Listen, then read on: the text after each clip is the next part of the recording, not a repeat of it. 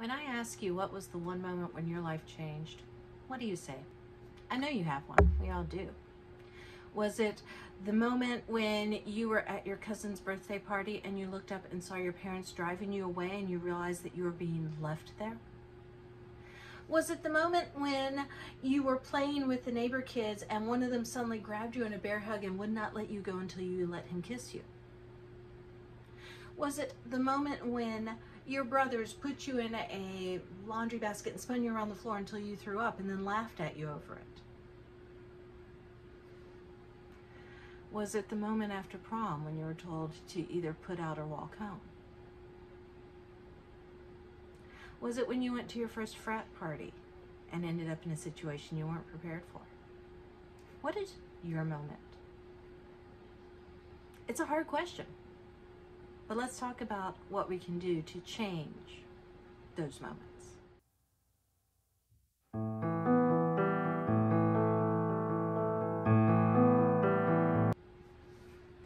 Hi, I'm Marna. Thank you for joining me.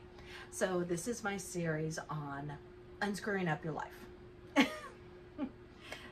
Actually, the term I use is a little different, but you know, YouTube has this thing against cussing, so okay. So, what's the moment? We all have one moment in our life, one shining thing that changed who we are. We all have that one thing that changed us on a fundamental level. If you think you don't have it, that means it's so far back in your childhood you're not remembering it. But it is there. So, when you do realize what that one moment is, what do you do about it? I mean, this is something that happened in the past. When my father drove off and left me at my cousin's birthday party, I was 4 years old. I'm 50 now. How does something 46 years ago get changed?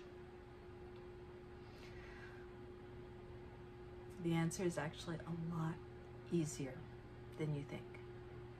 You see, every major decision in our life, every decision that was made for us, every decision that we made, created an alternate version of us. It's called the multiple worlds theory of quantum mechanics.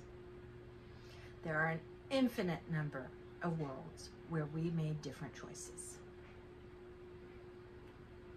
And those worlds are all connected to each other. If you look at a strip of film, you'll see that they are individual frames of pictures.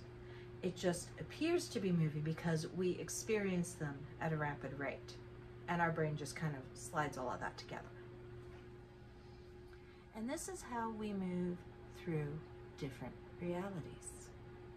They are an individual series of short frames, and we only perceive them as a continuous thread because we move through them so quickly and our brain blends them together, just like a movie. So what happens when you can stop the film? What happens when you can pick an individual point and say, this one, this is the one that's going to change? Now, in film editing, we go into that film strip and we go through and we find the one frame that we want to remove, and we put it through the little snipper to remove the frame, and then we tape bits together and go on with our lives. Why can't we do that with our perception of reality? Because really, this whole 3D world that we're in, it's all a hallucination. It's something that you created up here. You have never experienced physical touch. There is always a molecule thin layer of energy between you and any object you think that you've had contact with. You have never seen anything. Your brain has taken the electrical impulses being sent in by the brain bits up here and translated that into a very vivid hallucination. Same with hearing things. You've never heard anything. You've gotten electrical signals and you've translated that into sound. All of this world boils down to your perception of it. It all exists up here. Now, once you can wrap your head around that, you realize that you're inside the frame of the movie. And you can choose which frame of the movie you are going to move forward from.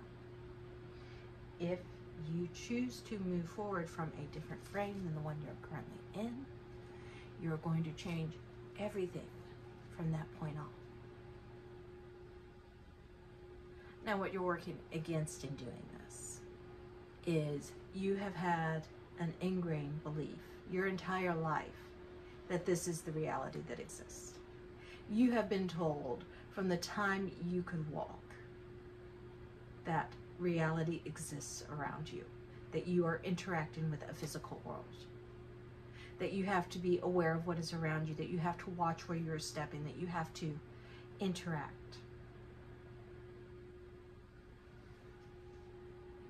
So you're going against decades of conditioning to believe in this hallucination that you're having. How do you change decades of conditioning? A lot of people will advocate using plant medicine. Ayahuasca, the tea in South America, is a very popular one for right now. Same with things like peyote. Or, going back to the 1950s, the scientists who invented LSD, when they microdosed it, changed their perceptions of reality completely. I am not advocating using illegal drugs, but I am stating that there are ways of changing this reality. Pharmaceuticals is one, but another is through meditation, through understanding your own brain, how your mind works, how everything interconnects. You start seeing the hallucination for what it is, and then you start seeing the changes you can make in it. So what is your point? What point in your past is that shining point that you need to change? What frame of the film do you want to cut out? What scene needs to be on the cutting room floor instead of determining the course of your life? Once you have chosen that, you can choose to edit it out. And that changes everything from that point forward, because that event has defined your life ever since. If I did not have the abandonment complex that came from seeing my father drive away, would I have stayed in bad relationships because I was afraid of being abandoned? Of course not. If I did not have the fear of being rejected that came from watching my father drive away, would I have been so afraid of moving forward in following my own desires?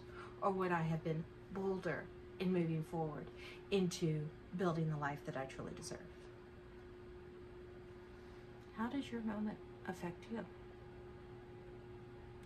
Now, I am putting up a video I did on shadow work. This is all related. When you can identify the moment, you can then see how that moment has affected everything since.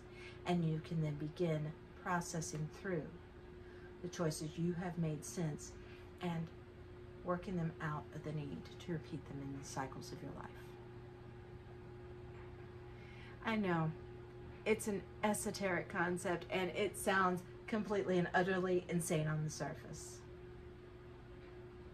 But you are creating your own reality. And how you create your reality determines exactly where you go from here. Are you going to allow something that happened to you decades ago to determine the course of your life? Or are you going to put a scene on the cutting room floor and move forward into the person you truly want to be? That's what it boils down to. I'm Marna. Thank you for joining me.